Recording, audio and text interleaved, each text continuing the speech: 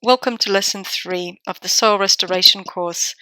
Today we'll be talking about bacteria and their performance in soil and what they do for soil restoration and in soil ecosystems.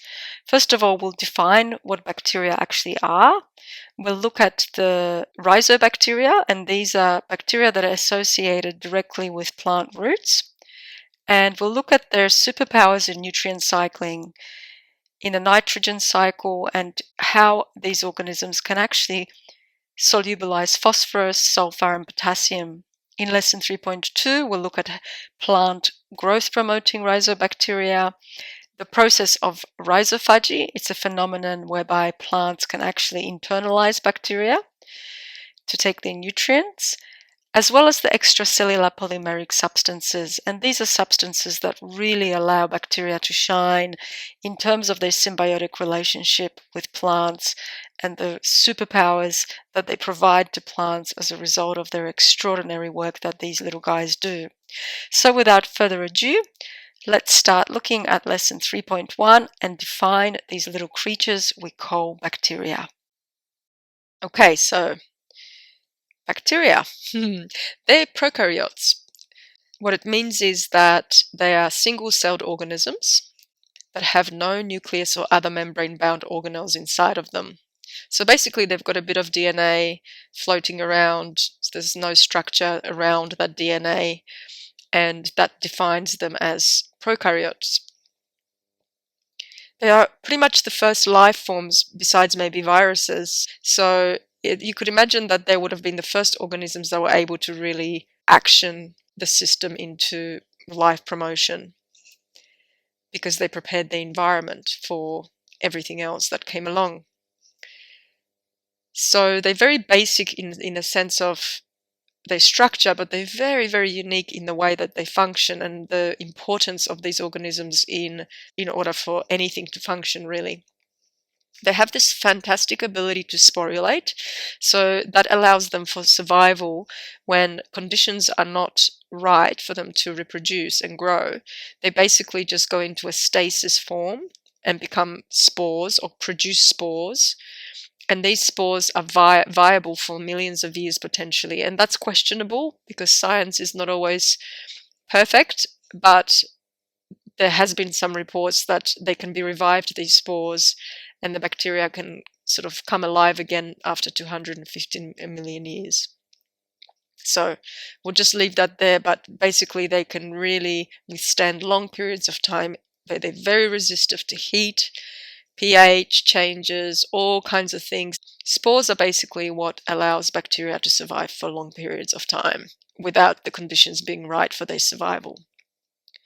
They have a very diverse metabolism, so they are highly adaptable and can live in all environments, and they do. So anything from hot springs, deep ocean vents, in the atmosphere, in the Arctic snow, and of course all over our bodies and within and outside of animals and plants. They have rapid adaptation to stress, and populations double every 20 minutes. So yes, one of the adaptation is actually this formation of spores, but also they can change their metabolism very rapidly as well to adapt. And at the same time, when conditions are right, they will reproduce, they will double up, they will basically double up their populations in 20 minutes or so. So the estimated number of bacteria on Earth is huge, and I can't fathom this number, but it's 2.5 times 10 to the 30 cells, bacterial cells in our terrestrial or probably also oceanic environments. And a teaspoon of fertile soil contains 100 million to 1 billion bacterial cells, and that's equivalent to 1 ton of bacteria per acre, which could be also looked upon as 2 cows per acre. So it's a livestock in the soil that we can actually keep proliferating or help to harness the power of by creating conditions for bacteria to thrive and for biodiversity of these organisms to exist. So They have the equivalent carbon content of all plants combined, so that's huge as well. And nitrogen and phosphorus content in bacteria far exceeds that of all vegetation. They're an indispensable nutrient source, and in fact, every other life form gets nutrients from the bacteria that harness that nutrient from the soil itself. So the sand and the silt and the clay, they're able to do this. They're able to fix carbon, fix all kinds of other nutrients as well. And this is what we'll later talk about in terms of nutrient cycling and the cycles. They have various functional groups. So for example, photoautotrophs are, for example, cyanobacteria. These are ancient forms of bacteria that can photosynthesize, so they fix carbon dioxide just like plants do using light, and in that process produce organic compounds, and these organic compounds then become available as the bacteria is consumed. Chemoautotrophs or chemolithotrophs also fix carbon dioxide via oxidation of inorganic compounds such as ammonia, iron, sulfur, thereby also creating organic compounds as well. Heterotrophs or chemoorganotrophs utilize organic compounds as a carbon source, and these are the most common. So they have a similar way of feeding as we do, as animals do. So the photosynthetic organisms fix the carbon dioxide into sugar, and heterotrophs or chemoorganotrophs, just like we do, take the compounds that have been produced by other bacteria or other organisms and use that carbon source. And of course, they also are an integral part of plant and animal relationships, such as decomposers. They're there to decompose the organic matter of dead organisms. Some are symbionts, so they rely on the relationship for the organisms that host them to be alive.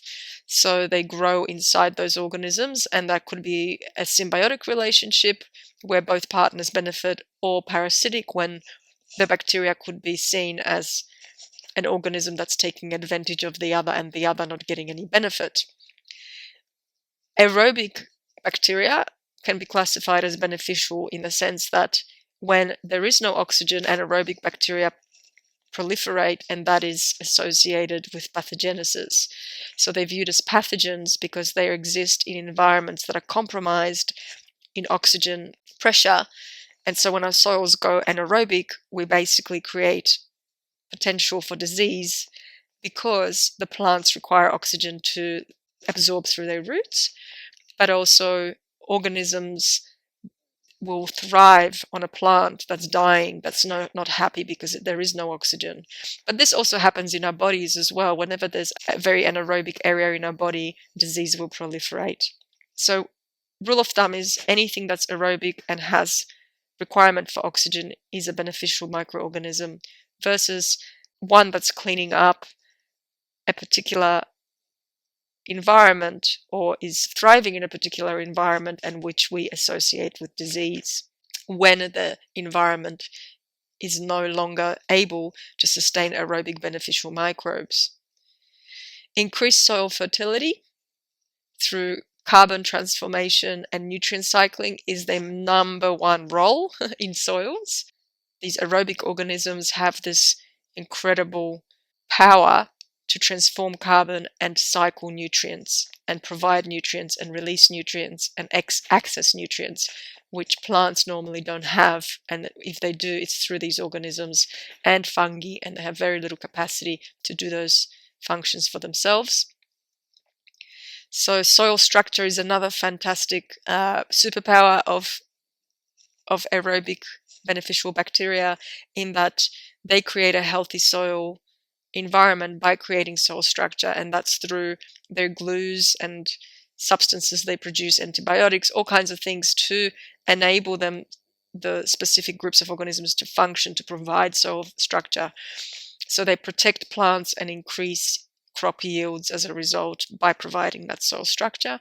And that's the formation of microaggregates in particular, that they have the power to do so by sticking individual soil particles together and therefore creating habitat for themselves, but also for other organisms to function in. They can transform saturated and aromatic hydrocarbons. So that means things that are pollutants, such as oil spills, synthetic chemicals, and pesticides, because they have specific enzymes that are able to break down those aromatic hydrocarbons and other nasty chemicals that are potentially in the soil, which are in agriculture. Obviously, we're always using pesticides, and that's always producing an accumulation of very nasty compounds, and only bacteria and fungi have the capacity to decompose those. So they transform pollutants, and this is a process called bioremediation. The ability of fungi and bacteria to, and also plants as well, to actually decompose or transform or reduce or break down or degrade pollutants. So bacteria come in different shapes and sizes, and some of them are in the form of being round little balls, and that's what we call cocci or cocci, depending on your pronunciation. When they're cylindrical, we call them bacilli or bacilli. Vibrios are comma-shaped, spirochetes are corkscrew-shaped, and spirilla are spiral. They can have walls around their bodies to contain their internal structures, which they really actually don't have. They have walls to protect them. And some of them don't have walls, have this membrane around them, and we call these mycoplasmas. So outer membrane versus no membrane versus a capsule.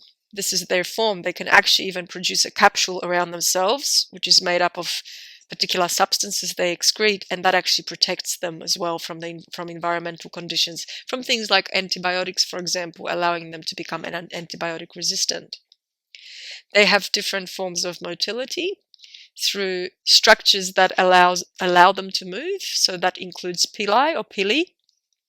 So a lot of like a sort of a tail, flagella.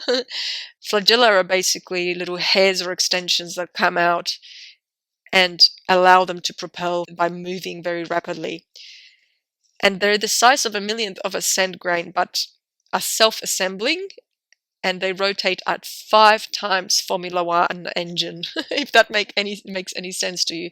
Literally extremely fast. It's an incredible piece of engineering that scientists are just marveled by, how these tiny organisms can contain these pieces of engineering that they can actually create that allows them for that fast movement and this ability to follow their nose, so to speak, in a sense that they move through chemotaxis. They literally recognize particular chemicals in the environment and are attracted to those, and so they move towards that, usually a food source that they go towards through that recognition called chemotaxis.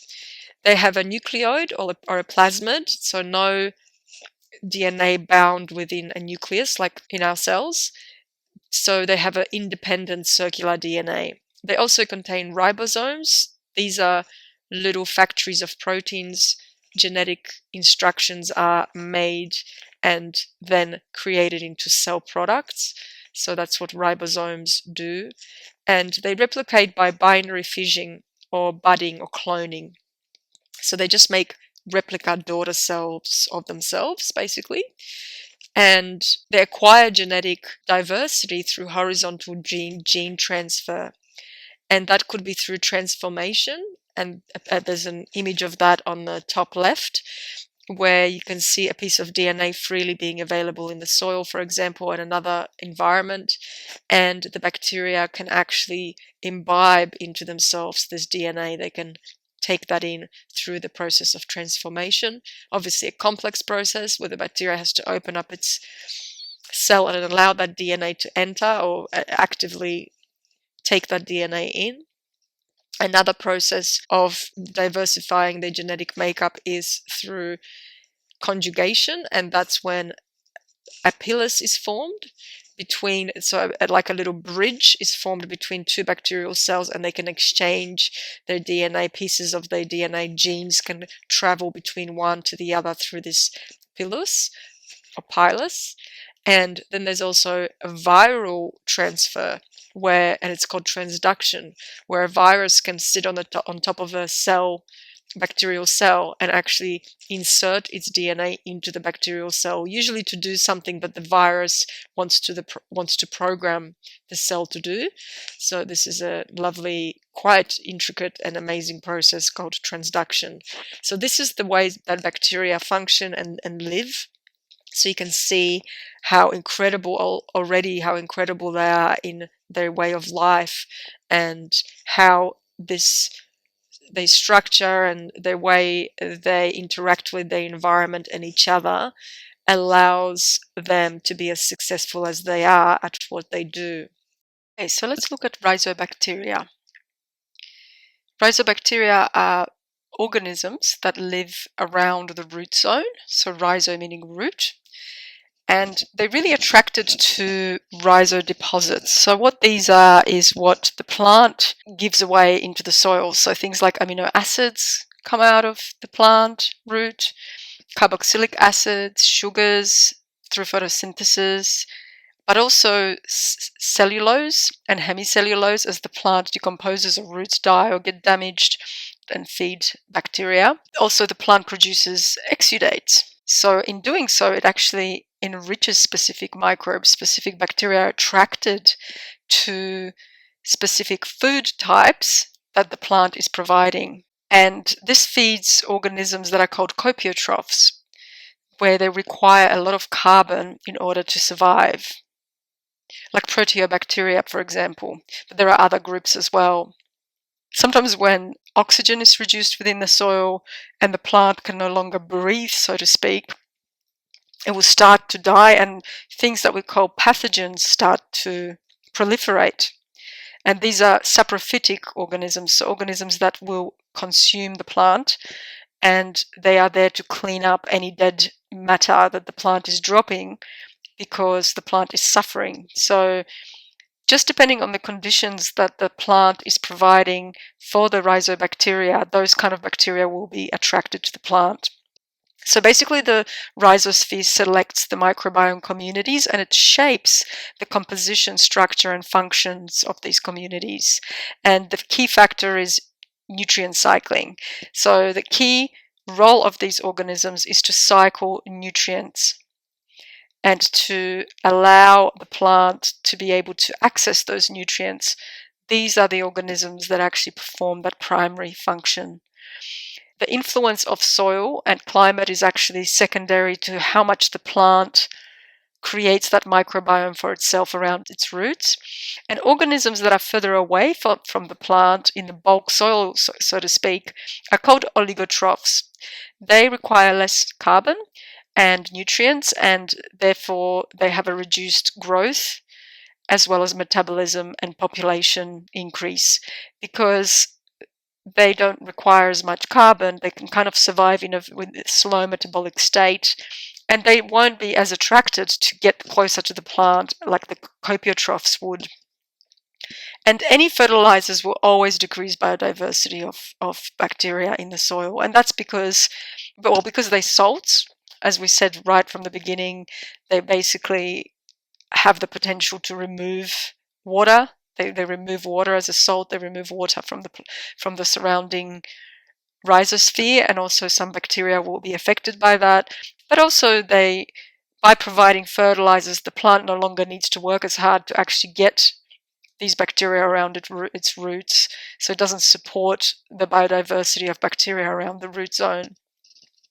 So if you look at the image on the left, you can see that the bulk soil microbes are sort of scattered, not really close to the root, but at the rhizosphere, the root tip actually has a lot of bacteria growing right around it, and that's the guys that are attracted by the different exudates the plant produces, and it specifically harnesses the bacteria it likes to collaborate with in order to grow, and it feeds those particular bacteria. Endophytic microbes are the ones that go a step further and actually weasel their way into the root, into the root tip. They actually grow symbiotically within the roots. The roots allow these bacteria to grow inside of, like, all around the cells, sometimes even inside cells. And this is all to do with protection and other mechanisms that the bacteria provide in terms of function for the plant. So obviously that's a very intimate symbiotic relationship, and there's a lot of benefit that the plant must get, and vice versa, by housing these bacteria within the roots. Now, scientists have actually recognized that some of the organelles or organs of our cells, or eukaryotic cells in plants and animals, some of these organelles look tremendously resemble bacteria, very much so. So mitochondria and chloroplasts are thought to have been free-living bacteria once upon a time, and then the eukaryotic cell imbibed or engulfed these bacteria that have become symbiotic. Rather than being eaten or consumed by the cell or destroyed by the cell for nutrients, they were actually invited to stay and function as an integral part of the cell. So that's a lovely story to tell there. So the most important function of bacteria, as you may know by now, is really to provide nutrient cycling.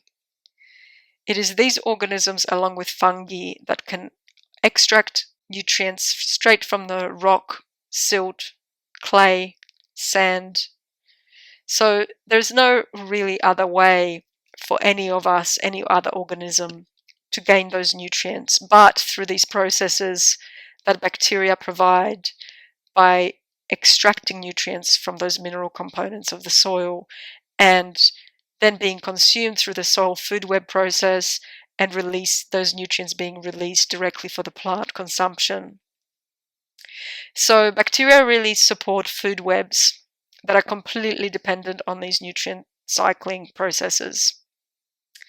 They govern nutrient turnover and could be seen as biogeochemical cycle engines.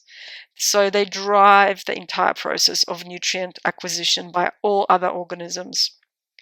They regulate higher level organism trophic identity. This means because depending on the bacteria and the presence of these bacteria, the biodiversity of bacteria, as well as numbers, that really determines what happens, who eats them, how many organisms eat them. And also these biodiversity of bacteria provide the structure for other organisms to live in as well.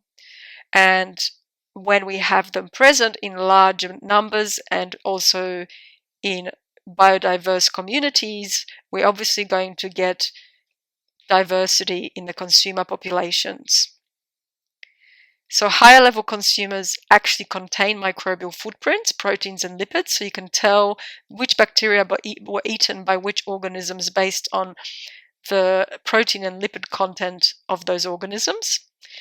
Chemoorganotrophs, which we also call decomposers, mineralize organic compounds. So they cycle nutrients, they cycle carbon because of this mineralization, putting it into mineral component that becomes available to the plant.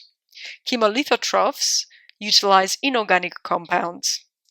They cycle sulfur, nitrogen, iron, and other minerals, and they basically all transform inorganic compounds for plant use and thereby influence soil fertility.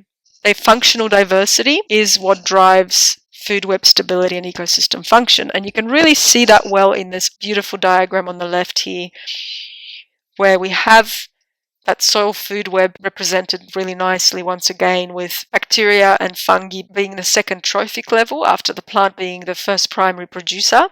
So the first trophic level. And of course, there's always some organisms consuming the plant as well, especially when the conditions are right and the plant is signaling that it needs to be decomposed. There'll be things like root parasitic nematodes. But the bacteria and the fungi are really the closest friends of the roots, supporting the growth and function of the plant. And of course, as these get consumed by various other organisms like protozoa and nematodes and so on, those nutrients keep getting cycled through and becoming available to the plant and feeding the food web above those trophic levels as well. So we're just going to stop here, because in the next section I want to introduce you to the different ways that bacteria access nutrients. So we'll actually look at nutrient cycling in detail. In particular, we'll look at how bacteria access nitrogen, phosphorus, sulfur, and potassium for plants. So just to summarize what we've talked about in this section of lesson 3.1, we actually defined bacteria and looked at what kind of organisms they are, how they make a group of their own in terms of the different types of organisms that there are. We looked at the rhizobacteria and how these are particularly important in being in a symbiotic relationship with plants, whether they're internal or externally living around the root. And then we introduced you to nutrient cycling and the importance of bacteria in providing nutrients for plants and other organisms.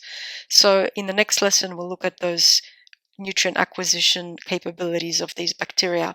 So I'll see you in the second section of lesson 3.1. Bye for now.